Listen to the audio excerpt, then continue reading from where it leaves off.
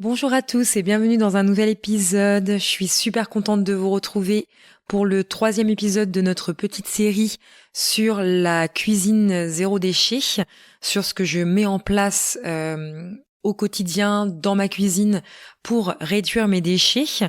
Vous avez déjà eu 2 épisodes sur le sujet, donc le premier sur acheter et conserver en réduisant nos déchets et le deuxième sur cuisiner sans jeter et sans s'intoxiquer au maximum. Donc je vous invite à écouter ces épisodes si c'est pas encore fait. Et aujourd'hui, je vais vous parler un petit peu de tout ce que je fais en termes de nettoyage et en termes d'entretien au niveau de ma cuisine qui me permet au passage de pouvoir réduire un petit peu mes déchets et aussi surtout utiliser des choses un petit peu plus sains pour notre santé et encore une fois toujours des choses réutilisables à la place des produits jetables.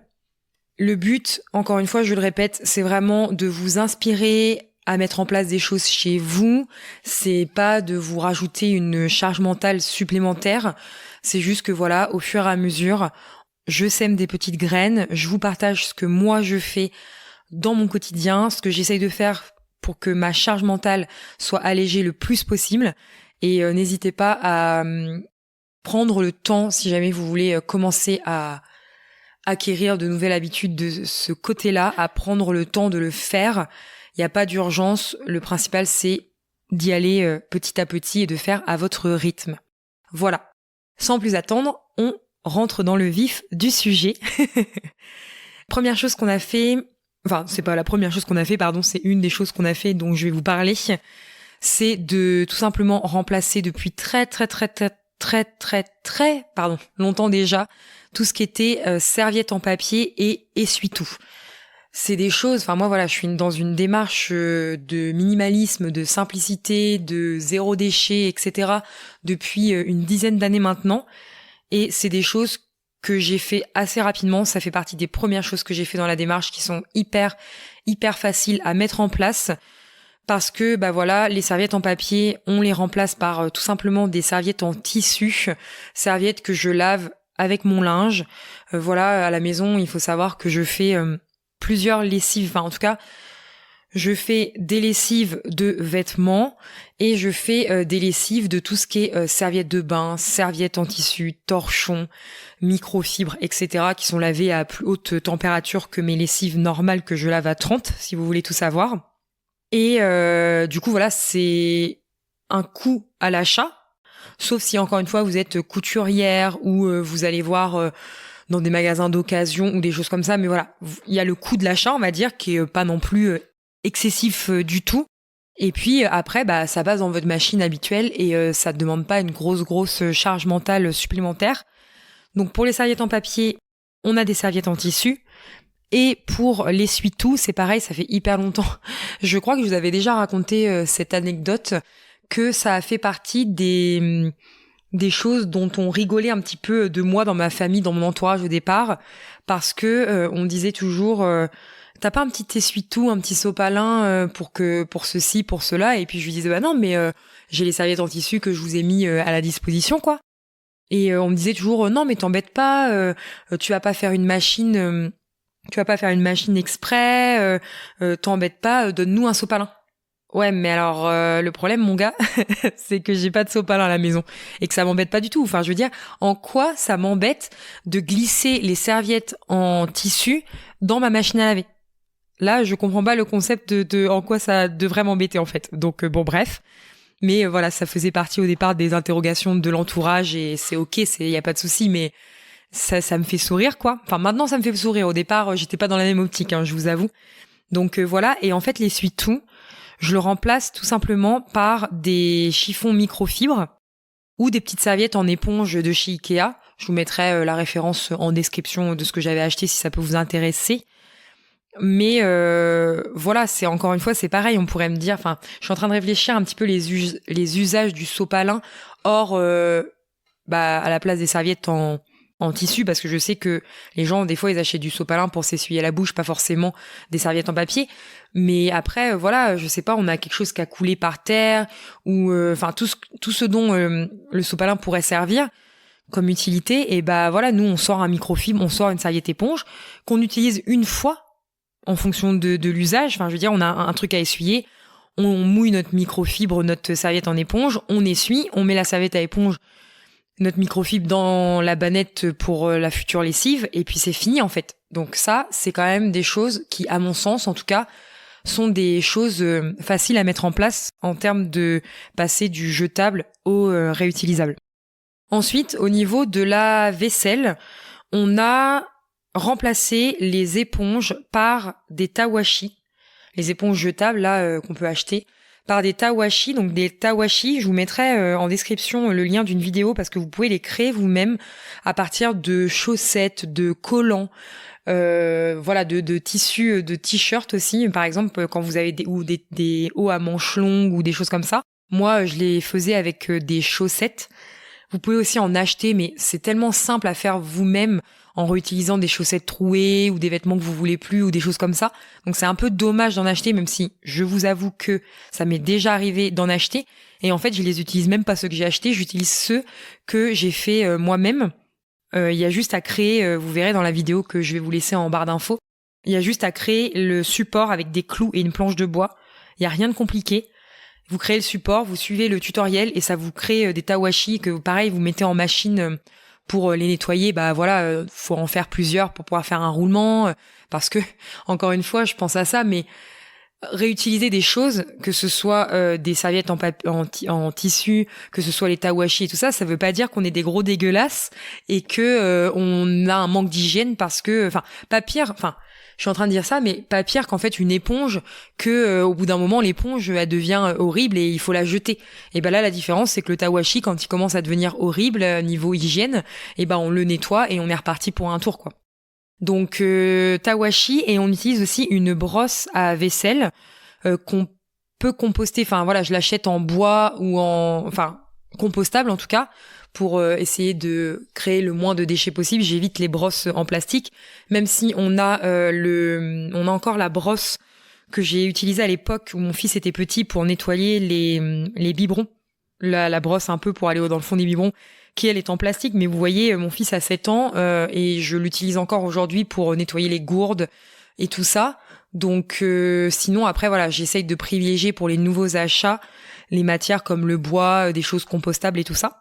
Donc on utilise ça pour remplacer les éponges, même si en ce moment j'ai quand même une grosse préférence pour la brosse à vaisselle parce que ça fait c'est hyper récent que j'ai essayé de sauter le pas de passer à un cube de savon de Marseille à la place du liquide vaisselle.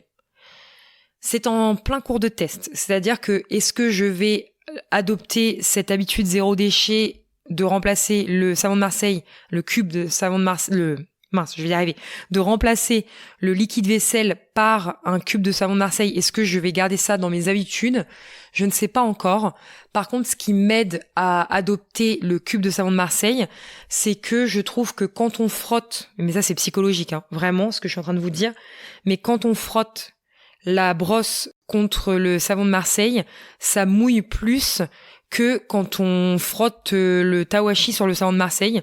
Et du coup, psychologiquement, j'ai l'impression que voilà, j'ai pris du savon, que ça nettoie mieux. Mais encore une fois, tout ça, c'est purement psychologique et c'est purement des habitudes à changer en termes de vision des choses. Mais du coup, je sais pas encore, voilà, si je vais pas repasser un liquide vaisselle un peu plus traditionnel. Il faut savoir qu'avant le cube de savon de Marseille, j'achetais du liquide vaisselle dans le commerce. J'essayais toujours de prendre une marque un petit peu plus verte. Après, je sais qu'il faut faire hyper attention au greenwashing parce que, alors le greenwashing, si vous savez pas trop ce que ça veut dire, entre guillemets, c'est qu'il y a des marques sous couvert de logo, de super packaging qui vous fait penser que, en gros, je schématise un petit peu, mais qu'en gros, cette marque-là, elle est plus green, plus verte, plus plus saine on va dire que d'autres produits, et vous allez acheter ça et puis après en farfouillant un peu, en allant regarder dans le détail, on se rend compte que finalement c'est pas si vert que ça. Donc voilà pour ce qui est du greenwashing. Mais en gros, c'est du mensonge, quoi, on va dire ça comme ça, pour être plus basique dans les mots. Et donc du coup, j'achetais ce genre de produits avant de passer au Salon de Marseille très très récemment. À l'heure où j'enregistre cet épisode, ça doit faire quelques semaines, quoi, quelques mois, mais vraiment ça date de cette année. Et si jamais je repasse entre guillemets au liquide vaisselle un peu plus traditionnel, je pense que je me dirigerai vers la marque Pimpan. Et ça, je vais vous en reparler tout à l'heure, à un autre moment de l'épisode, de pourquoi cette marque.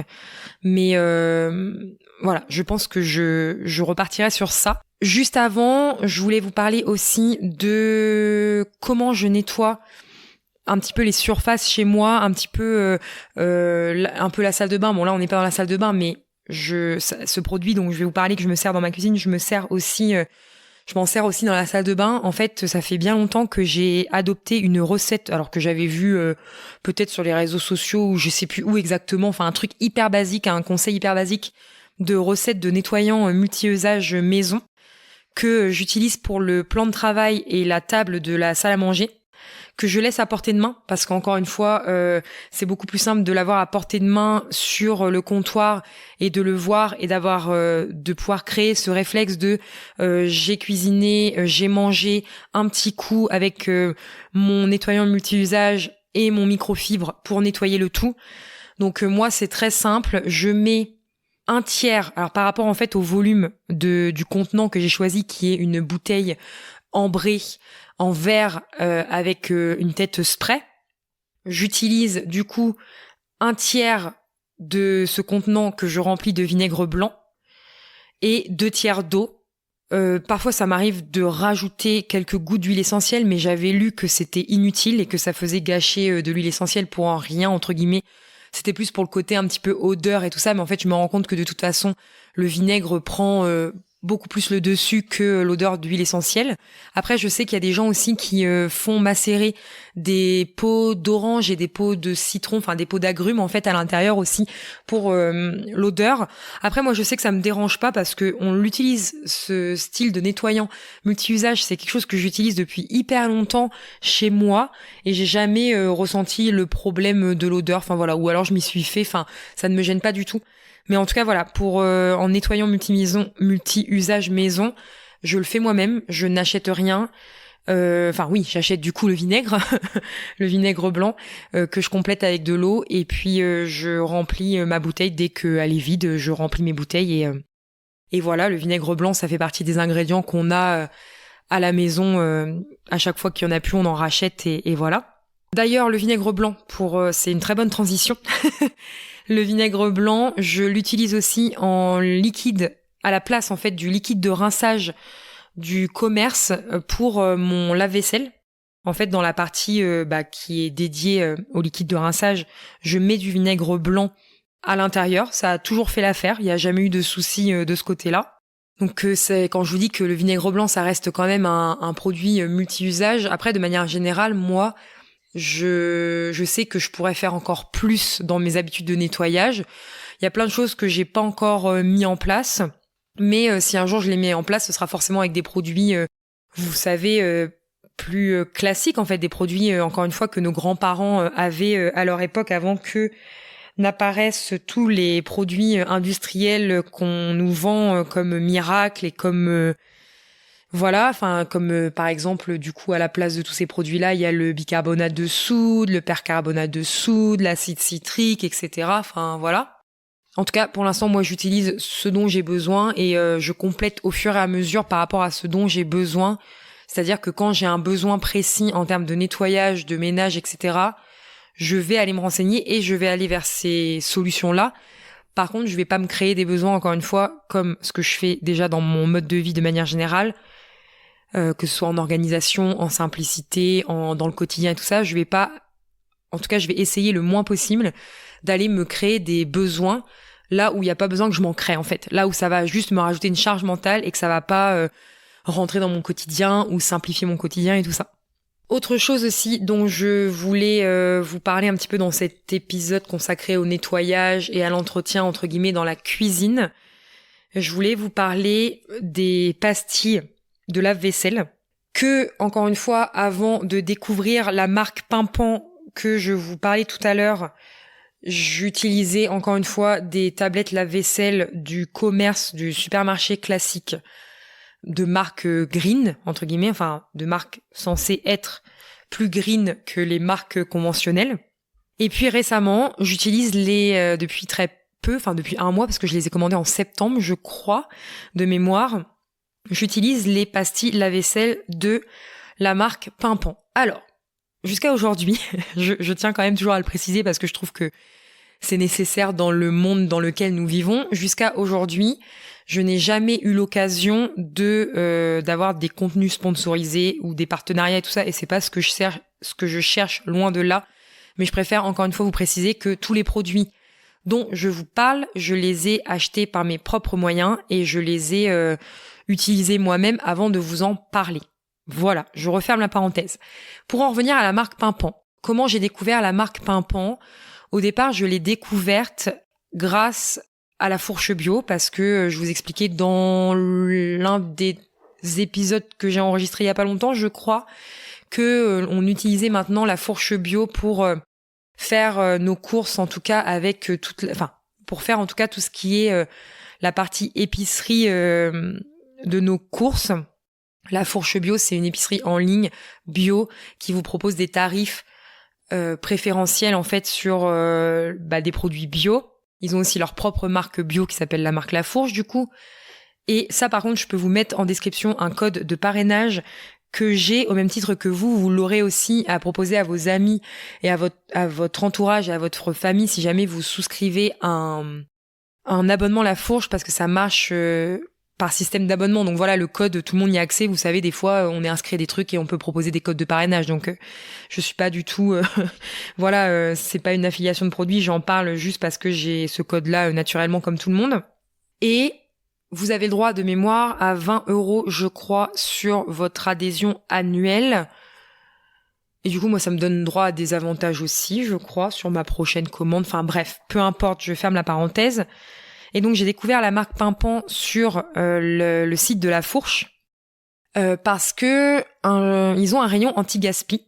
Ce que j'adore, en fait, moi j'adore les rayons anti-gaspi aussi, je vous en parlais aussi dans les épisodes précédents, mais ne serait-ce que pour, ok, ça crée des déchets parce qu'il y a des emballages parfois, même dans les magasins, dans les rayons anti-gaspi, mais en même temps ça évite de jeter tout ça à la poubelle. Donc vaut mieux jeter un emballage que jeter de la nourriture, s'il fallait choisir entre les deux, même si on essaye de jeter ni l'un ni l'autre, on va dire. Mais du coup, je vais souvent en fait à la fin de ma commande jeter un petit coup d'œil dans le rayon anti-gaspi et je m'autorise à rajouter quelques produits sans exagération et sans exploser mon budget qui font partie de ce rayon anti-gaspi et qui m'intéressent. Et c'est comme ça que j'ai découvert la marque Pimpan. Et d'ailleurs, je fais cette parenthèse, mais j'aimerais bien les inviter sur le podcast pour qu'ils puissent parler de leur marque, de leur projet et tout ça. Je pense que ça m'intéresserait beaucoup de les avoir au micro du podcast, donc je vais m'occuper de ça très prochainement. Je vais essayer en tout cas parce que le podcast, je mange, je dors, je vis podcast en ce moment beaucoup parce qu'il y a plein de choses qui vont débarquer sur le podcast, super chouettes qui vous attendent sur le podcast. Donc ça fait beaucoup pour moi, mais j'essaye de trouver mon équilibre dans tout ça. Et le principal, c'est que je prends beaucoup de plaisir à vous publier tous ces épisodes, à partager tout ça avec vous. Donc voilà, faut juste que je trouve l'équilibre, voilà, on va dire ça comme ça, mais dans tous les cas, voilà, la marque Pimpan, c'est une marque normande qui crée justement des produits rechargeables, des produits sains, dans une optique de diminuer ses déchets, d'éviter en fait aussi, je pense, d'avoir cette charge mentale qu'on peut avoir parfois parce qu'on aimerait faire nos propres produits ménager maison de par nos convictions et tout ça, mais que voilà, on a tous un quotidien, qu'on peut pas tout faire, on peut pas être partout et qu'il faut choisir nos combats parfois. Et eux, je trouve qu'ils facilitent beaucoup la transition en fait de pouvoir passer à des produits plus sains, à éviter de jeter trop et tout ça sans avoir la charge mentale justement de faire nous-mêmes ces 10 produits. Et donc dans ce fameux rayon anti-gaspi, il y avait des sticks de gel douche à reconstituer. Et je me suis dit, bah tiens, pourquoi pas tester ça pour notre salle de bain, en fait, pour notre démarche zéro déchet dans la salle de bain. Et donc, du coup, j'ai mis dans mon panier ces fameux sticks rechargeables de produits de gel douche. Sachant qu'en plus, j'avais déjà dans ma salle de bain des contenants que j'avais achetés en même temps que les sprays ambrés dont je vous parlais tout à l'heure. J'avais acheté des contenants en verre ambré façon pouce-pouce, vous savez, pour mettre du liquide dedans, mais façon pouce-pouce, pour soit acheter du gel douche ou du shampoing un peu plus en vrac, ou vous savez, un peu plus en éco-recharge que d'acheter à chaque fois le flacon et tout ça. Et puis aussi dans un souci parce que des fois on peut acheter le flacon dans le commerce de gel douche et avoir l'éco-recharge, mais on a toujours ce flacon qui est un peu moche avec la pub et tout ça, et moi j'aime pas trop avoir les visuels des marques dans mon intérieur, aussi pour une raison esthétique, on va dire. Ah, par contre, alors je fais une parenthèse, j'en profite, je suis assez contre, alors je dis pas que ça m'arrive pas, mais je suis assez contre tous ces trucs qu'on voit sur on achète plein de marques, par exemple de pâtes, de produits et tout ça, qu'on vient transvider dans des bocaux sans chercher à acheter du vrac, en fait. Moi, ça m'arrive des fois, je fais ma commande La Fourche, qui arrive en vrac pour les pâtes que je choisis, ou le riz, ou des choses comme ça. Je mets le sachet dans lequel ça arrive, je le transvide dans mes bocaux, et j'ai mes beaux bocaux sur l'étagère de ma cuisine, très jolis et tout ça. Ça m'arrive parfois de pas avoir assez de quantité avant ma prochaine commande, et du coup, je vais me retrouver à aller acheter un paquet de pâtes dans les magasins où des fois il n'y a pas forcément de vrac et tout ça, et de le transvider dans mon bocal parce que voilà, j'avais besoin de pâtes et je les ai pas trouvées en vrac, d'accord ? Par contre, les gens qu'on voit qui achètent que du suremballage et qui transvident juste dans les bocaux pour une question esthétique, ça, moi, c'est pas trop mon délire, vous voyez. J'ai quand même cette démarche de mettre dans des bocaux ou des contenants réutilisables pour réduire mes déchets et pas uniquement pour que ça fasse joli. Voilà, parenthèse étant close. Donc, j'avais, ces fameux flacons pouce-pouce pour justement, au final, accueillir ce fameux stick que j'ai acheté chez Pimpan, enfin, ce stick Pimpan que j'ai acheté chez La Fourche, parce que La Fourche revend aussi des marques autres que eux, en fait. Et voilà, c'est hyper simple. Il fallait que, en suivant très basiquement la façon de se servir de ce stick, que je mette de l'eau dans mon flacon, le stick, je secoue, je laisse reposer au minimum 20 minutes, et c'est terminé, c'est prêt à l'emploi. Avec, encore une fois, des ingrédients qui sont beaucoup plus sains pour la santé. Et qui génèrent moins de déchets, du coup, parce qu'il y avait juste un petit stick en papier, carton, enfin, quelque chose comme ça. Donc j'ai découvert ça il y a maintenant quand même quelques mois, en tout cas pour ce qui est de ce stick de gel douche, et qui a été vraiment adopté chez nous. Et très récemment, j'ai décidé, parce que j'avais des produits justement qui se terminaient à la maison, d'acheter directement, de faire une petite commande directement sur le site de Pimpan. Et notamment, donc je vous parlerai pas de toute la commande que j'ai faite ici, parce que dans les prochains mois, je vous parlerai aussi de notre salle de bain et tout ça, donc j'essaye de rester un tout petit peu, en tout cas cadré dans mon épisode, et de vous parler de la cuisine. Mais j'ai testé récemment, du coup, leur pastille lave-vaisselle. Et ce que j'aime beaucoup en termes de réduction de déchets, c'est que déjà, les pastilles sont dans une boîte en carton. Donc ça, généralement, c'est ce qu'on trouve aussi dans le commerce, donc ça, il n'y a pas de souci. Et en fait, ce que je trouve top, c'est qu'il n'y a pas de film en plastique autour de la tablette, en fait, autour de la pastille lave-vaisselle. Même si je sais que maintenant, enfin je pense que maintenant, de plus en plus, les marques... c'est pas ça que je voulais dire, c'est que de plus en plus, les fameux films plastiques qu'il y a autour des pastilles lave-vaisselle, on met directement la pastille dans le lave-vaisselle sans enlever le film plastique. Mais je trouve ça dommage, quand même, qu'il y a toujours cette histoire de plastique autour. Et moi, je sais que dans mon entourage, j'avais des personnes qui utilisaient des pastilles lave-vaisselle avec des films en plastique que tu devais enlever.